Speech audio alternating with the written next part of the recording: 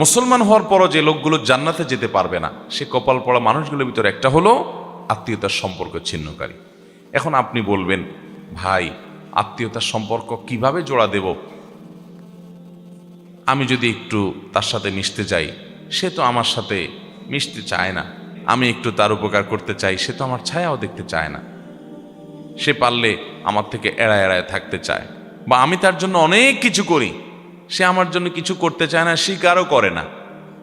দেখুন, একটা গুরুত্বপূর্ণ বিষয় হলো, আপনি কারোর উপকার করলেন, কাউকে টাকা পয়সা দিলেন, দান দক্ষিণা করলেন, সাধারণত আমাদের অভ্যাস হলো আমরা তার কাছ থেকে স্বীকৃতিটা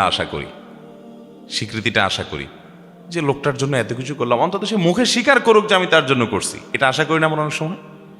সূক্ষ্ম একটা বিষয় হলো, এটাও আপনার লৌকিকতা কিংবা মানুষের কাছ থেকে আপনি বিনিময় আশা করার যে অপরাধ, সেটার মধ্যে সামিল হওয়ার ভয় আছে।